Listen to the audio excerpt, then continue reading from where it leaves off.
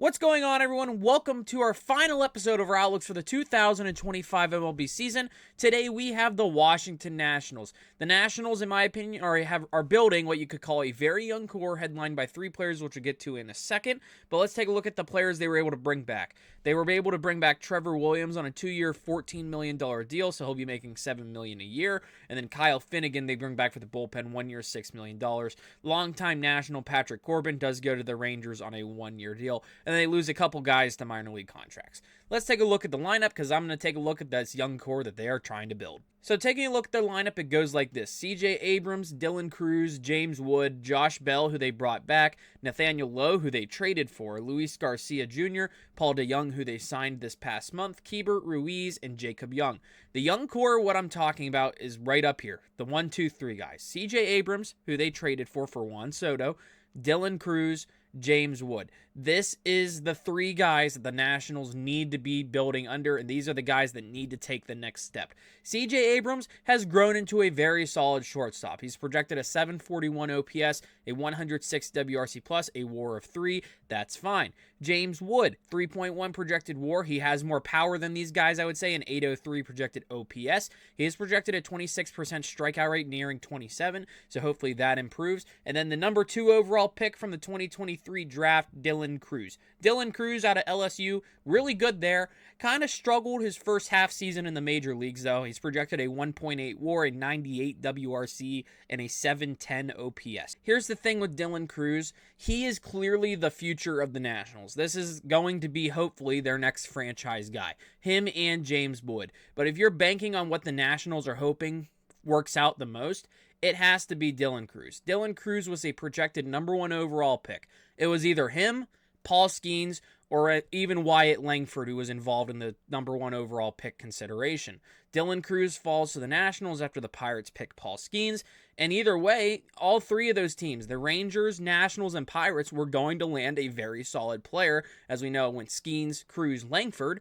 It could have went any other way, and I think all three teams could have got something really good.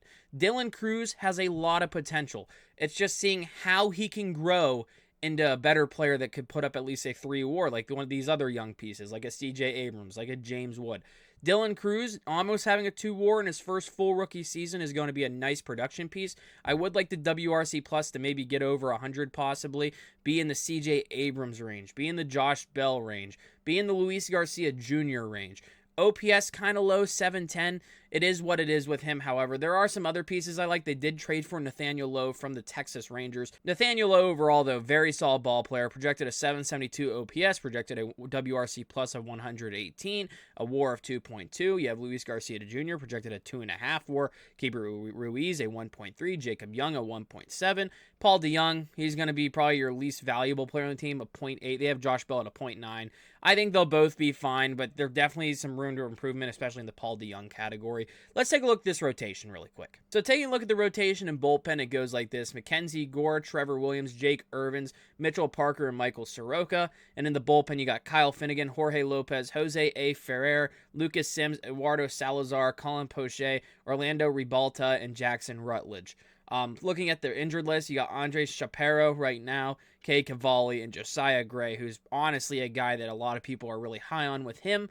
And then you have a couple other guys, Derek Law, veteran reliever down there as well.